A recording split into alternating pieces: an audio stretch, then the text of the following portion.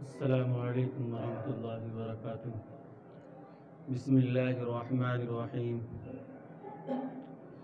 الحمد للہ نحمده ونستعینه ونستغفره ونؤمن به ونتوکل علیہ ونعوذ باللہ من شرور انفسنا ومن سیئات اعمالنا من يهده الله فلا مضل له ومن يضلله فلا هادي له ونشهد ان لا اله الا الله وحده لا شريك له ونشهد أن محمدا عبده ورسوله أما بعد قال الله تبارك وتعالى في القرآن المجيد والفرقان الحميد فأعوذ بالله من الشيطان الرجيم بسم الله الرحمن الرحيم فلولا نفر من كل فرقة منهم طائفة ليتفقهوا في الدين ولينذروا قومهم إذا رجعوا إليهم لعلهم يحذرون صدق الله العليم وقال النبي صلى الله عليه وسلم طلب العلم فریضۃ علی کل مسلم او مسلمات او کما قال علیہ الصلوۃ والسلام۔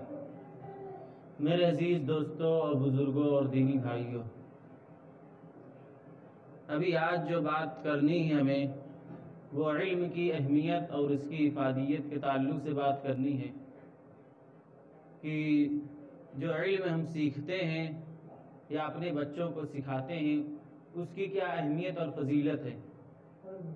ایک تو یہ بات سمجھنی چاہیے کہ ایک انسان پڑھا لکھا ہوتا ہے، ایک ان پڑھ ہوتا ہے، غیر پڑھا لکھا، اس کے اور پڑھے لکھے کے درمیان دونوں میں بہت فرق ہوتا ہے۔ گویا یوں سمجھ لیجئے جیسے ایک نابینا شخص ہے اور ایک جس کو آنکھوں سے دکھائی دیتا ہے، اسی طرح فرق سمجھ لیجئے۔ قل هل يستوي الذين يعلمون والذين لا يعلمون، کہہ دیجئے کہ جاننے والے اور نہ جاننے والے دونوں برابر نہیں ہو سکتے۔ یعنی اللہ رب العزت نے قرآن میں یہ بات ارشاد فرمائی کہ جو جاننے والے ہیں، اہل علم ہیں، اور جو جاہل ہیں، نااہل ہیں، نہیں جانتے ہیں، وہ دونوں برابر نہیں ہو سکتے، یعنی دونوں میں فرق ہے۔ میرے عزیز دوستو، علم ایسی چیز ہے کہ ہم علم سیکھیں گے تو اس کے ذریعے سے ہمارے اندر دین آئے گا۔ اگر ہم علم نہیں سیکھیں گے تو ہم دین جانیں گے بھی نہیں اور پھر عمل کیا کریں گے۔ تو اس لیے جو پہلی آیت نازل ہوئی تھی اقرأ بسم ربک الذی خلق، سب سے پہلی آیت یہی نازل ہوئی، لیکن شروعات کس بات سے ہو رہی؟ یعنی اللہ رب العزت کہہ رہے ہیں اقرأ، پڑھو، بسم ربک الذی خلق، اپنے رب کے نام کے ذریعے سے پڑھو۔ یعنی پڑھنا لکھنا تو ایک دنیاوی بھی ہو سکتا ہے، ایک دنیاوی علم ہم اس کو بھی سیکھ سکتے ہیں اور پھر کہیں گے ہم نے پڑھ لیا، لیکن ایسا نہیں ہے۔ آگے اللہ رب العزت نے بتایا بسم ربک الذی خلق، کہ اس رب کے نام کے ذریعے سے پڑھیے جس نے تم کو پیدا کیا، یعنی جس نے ہمیں پیدا کیا، اس رب کے نام کے ساتھ پڑھنا ہے، یعنی اس کا لایا ہوا دین سیکھنا ہے۔ جو نبی ہمارے دین لے کر آئے ہیں اس کی تعلیم سیکھنا ہے، یہ اصل فرض تعلیم ہے۔ اسی کے لیے حدیث میں بتایا گیا طلب العلم فریضۃ علی کل مسلم او مسلمات، کہ ہر مسلمان مرد عورت پر علم سیکھنا فرض ہے، یعنی اتنا علم سیکھنا فرض ہے جو حلال و حرام کے درمیان، جائز و ناجائز کے درمیان تمیز کر سکے، یعنی ہمیں ہمارا علم بتا سکے کہ یہ چیز جائز ہے، یہ حرام ہے، یہ حلال ہے۔ یعنی ہمیں اتنا علم ضروری سیکھنا ہے ہر ایک شخص کو۔ یعنی نماز کس طرح پڑھنی ہے، نماز کیسے ادا کرنی ہے، رکوع سجدے کیسے کرنے ہیں، نماز پڑھنے سے پہلے وضو کرنا ضروری ہے، تو یہ سب علم ہمیں سیکھنا فرض ہے ہر مسلمان مرد عورت پر۔ یہ نہیں کہ جو بچے ہیں وہ سیکھ لیں بڑے ہو جائیں گے، یہ تو ہر مسلمان پر اتنا سیکھنا فرض ہے۔ قرآن کا پڑھنا ہر شخص پر فرض ہے، ہر شخص کے لیے ضروری ہے کہ اس کو پڑھنا سیکھے۔ دین کی باتوں کو سمجھنا ہر شخص کے لیے ضروری ہے کہ وہ دین کی باتوں کو سیکھے اور اس پر عمل کرے۔ جب ہم دین کی بات سیکھیں گے نہیں، دین کی بات پڑھیں گے نہیں، اس کو سمجھیں گے نہیں، تو عمل کیا کریں گے؟ زندگی ہماری کس رخ پر جائے گی؟ میرے عزیز دوستو، تو اسی لیے جو پہلی آیت نازل ہوئی تھی وہ پڑھنے کی بنیاد، یعنی اقرأ بسم ربک الذی خلق، کہ پڑھیے اپنے اس رب کے نام کے ساتھ جس نے تمہیں پیدا کیا۔ تو میرے عزیز دوستو، ہمیں دنیا کا علم اپنے بچوں کو اگر ہم سکھا رہے ہیں تو بہت اچھی بات ہے، اس سے منع نہیں ہے، لیکن دنیاوی علم کے ساتھ یہ سمجھ لیا جائے کہ اس سے کہیں زیادہ ضروری یہ دین کا علم ہے، یہ ایمان والا علم ہے، اس کو سکھانا یہی سب سے زیادہ اہم فریضہ ہے۔ کل جب ہمارے بچے سے سوال ہوگا، جب ہمارا بچہ اگر غلط کام کرے گا، جب پوچھ تاچھ ہوگی، تو ماں باپ سے بلایا جائے گا کہ آپ نے اپنے بچوں کو کیا سکھایا، کیا تعلیم دی۔ میدان محشر میں اس وقت ہم کیا جواب دیں گے؟ کیا جواب دیں گے کہ بھائی اس کے باپ سے سوال کیا جائے گا کہ آپ کے ماتحت آپ کا بچہ تھا، آپ نے اسے کون سی تعلیم دی، اسے کیا سکھایا، دین کے بارے میں اسے کیا علم دیا۔ میرے عزیز دوستو، ہمیں دین کی فکر لے کے چلنا ہے۔ اگر ہم دین کا علم نہیں سکھائیں گے، اگر دین کی باتوں کو نہیں پڑھائیں گے، تو جو ہم جانتے ہیں، اگر آئندہ ہمارے آنے والی نسلیں اگر یوں ہی غافل نہیں اور نہیں پڑھی اور یوں ہی اسی طرح گھومتے کھاتے پیتے رہے اور وقت گزر گیا، تو پھر اسی طرح دیکھیے جو ہم سیکھے ہیں وہ ہماری نسل نہیں سیکھ پائے گی، وہ اور جاہل نکلے گی، وہ دین سے اور دور بھاگے گی۔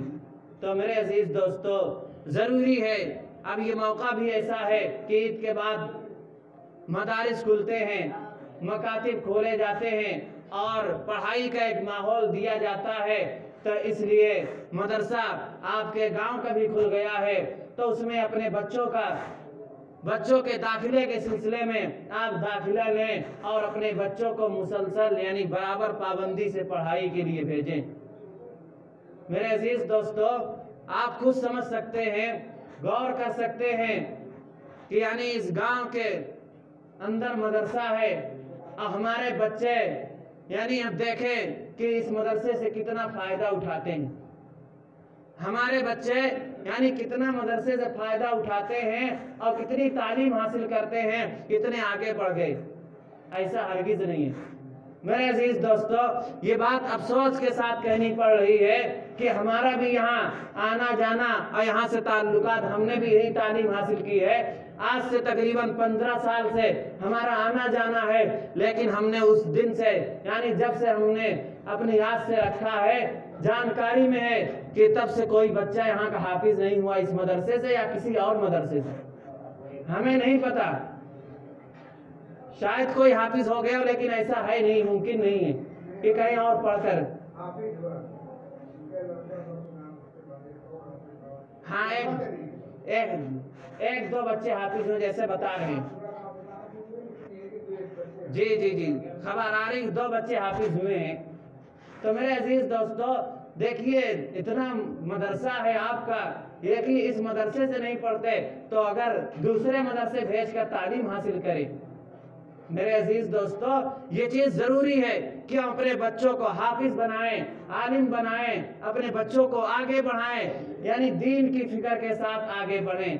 میرے عزیز دوستو، دیگر بچے دیگر گاؤں کے قصبے کے بچے پڑھتے ہیں، فائدہ اٹھاتے ہیں، ہم یہ سمجھتے ہیں مدرسہ آپ کا ہے، سب سے زیادہ حق آپ کا ہے، یعنی آپ اس سے زیادہ فائدہ اٹھائیں، آپ سے زیادہ کسی کا حق نہیں ہے۔ میرے عزیز دوستو، اس لیے اپنے بچوں کو یعنی داخلہ تو لیتے ہیں بچے، یہاں پڑھنے بھی جاتے ہیں، لیکن پڑھنے میں پابندی نہیں ہوتی۔ میرے عزیز دوستو، جب پابندی نہیں ہوگی، ہم خود سمجھ سکتے ہیں کہ اپنے بچوں کو جب ہم کالج اگر بھیجتے ہیں اسکول، اگر وہاں 2 دن بھیجیں 4 دن نہ بھیجیں تو کیا ہمارا بچہ پڑھ سکے گا؟ نہیں پڑھ پائے گا۔ میرے عزیز دوستو، تو اس لیے ہمیں پابندی کے ساتھ اپنے بچوں کو تعلیم حاصل کرنے کے لیے بھیجنا ہے۔ اگر یہاں بچے پابندی نہیں کرتے، کھیل کود میں وقت گزارتے ہیں، تو اب تو مدرسے کھل گئے ہیں، کسی مدرسے میں داخلہ لے لیں، کہیں بھی پڑھا لیں۔ تو یہ چیز ضروری ہے، ہم جب دین کی چیزوں کو ضروری سمجھیں گے تو اس کے لیے ہم قدم اٹھائیں گے، اپنے بچوں کو پڑھائیں گے۔ جو آیت پڑھی گئی تھی فَلَوْلَا نَفَرَ مِنْ كُلِّ فِرْقَةٍ مِّنْهُمْ طَائِفَةٌ لِيَتَفَقَّهُوا فِي الدِّينِ، کہ ہر جماعتوں میں سے یعنی ایک جماعت ایسی ہونی چاہیے۔ فَلَوْلَا نَفَرَ مِنْ كُلِّ فِرْقَةٍ مِّنْهُمْ طَائِفَةٌ لِيَتَفَقَّهُوا فِي الدِّينِ، ہر جماعت میں سے ایک ایسی جماعت ہونی چاہیے جو دین کی سمجھ حاصل کرے، دین میں تفقہ حاصل کرے، اور دین میں گہرائی سے سمجھ حاصل کرے، پھر اس کے بعد اپنے قوم میں یعنی اپنے معاشرے میں واپس آئے اور لوگوں کو ڈرائے، یعنی انذار و تبشیر کا کام کرے، جہنم سے ڈرائے، جنت کی بشارت دے۔ میرے عزیز دوستو، یہ کام ہونا چاہیے۔ بسا اوقات پڑھ تو لیتے ہیں لڑکے لیکن عمل پر کھڑے نہیں ہوتے، یہ بھی ایک ناکامی ہے۔ میرے عزیز دوستو، اصل کامیابی یہی ہے کہ بچہ علم کے ساتھ ساتھ عمل پر کھڑا رہے۔ تو ہمیں اور سب کو یعنی اس بات کو سمجھنا ہے کہ اپنے بچوں کو صحیح تعلیم کی فکر کرنی ہے۔ میرے عزیز دوستو، کیونکہ ہم یہ سمجھیں یہ دنیا، دیکھیے ہم تو بہت کچھ جانتے ہیں، نماز روزہ کے تعلق سے جانتے ہیں، ہماری عمریں گزر چکی ہیں، کافی لمبی ہو چکی ہیں، لیکن اگر ہم اسی طرح ہمارے بچے ناواقف رہے یعنی کچھ نہ جانے اور ہم چلے گئے اس دنیا سے، تو بچے اور نہیں سمجھ میں آئے گا، یعنی وہ اور نابلد ہوں گے، ناسمجھ ہوں گے، دین سے اور دور ہوں گے، تو رفتہ رفتہ اسی طرح دین ختم ہوتا چلا جائے گا۔ میرے عزیز دوستو، اسی دین کو پھیلانے کے لیے یعنی آگے بڑھانے کے لیے صحابہ کرام نے اپنی جانوں کی قربانی، اپنے مال کی قربانی، اپنے آنکھ کی قربانی دی، تب یہ دین ہم تک پہنچا۔ اگر وہ یوں ہی بیٹھے رہتے، اپنی زندگی بنا لیتے اور دوسروں کو دعوت بھی نہ دیتے، تب بھی یہ دین ہم تک نہ پہنچتا۔ میرے عزیز دوستو، ہمارے نبی نے اس دین کے پھیلانے کے لیے، اس دین کو آگے بڑھانے کے لیے بہت قربانیاں دی، بہت پریشانیاں اٹھائیں، تکالیف کا سامنا کرنا پڑا، بے شمار تکالیف کا سامنا کرنا پڑا، لیکن پیچھے نہیں ہٹے، ڈٹے رہے۔ اللہ رب العزت نے پھر اس دین کو پورے عالم میں پھیلا دیا۔ میرے عزیز دوستو، آج جس ہم دیش میں رہ رہے ہیں، جس ملک میں رہ رہے ہیں، وہاں کے حالات اچھے نہیں ہیں۔ وہاں تو یہ سمجھا ہی جاتا ہے کہ یہاں کے مسلمان دین سے دور ہو جائیں، اسلام سے ہٹ جائیں، اسلام سے پھر جائیں۔ اسی وجہ سے طرح طرح سے ستایا جا رہا ہے، پریشان کیا جا رہا ہے۔ کئی مساجد کے تعلق سے دیکھیے، بابری مسجد چلی گئی، لیکن اور ایک مسجد پر پھر حملہ ہوا۔ حملہ کیا؟ یعنی اس کو پھر بتایا ہی جا رہا ہے کہ یہ اس میں ہماری مندر تھی۔ تو میرے محترم بزرگوں، دوستو، اس طرح کے حالات ہیں، پیچیدہ حالات ہیں۔ ایسے حالات میں ہمیں اپنے دین کو مضبوطی کے ساتھ پکڑنا ہے۔ جہاں دین کو مٹانے کی کوشش کی جا رہی ہے، تو وہاں اپنے دین کو ہم مضبوطی سے پکڑے رہیں، تھامے رہیں، تبھی کامیابی ہے۔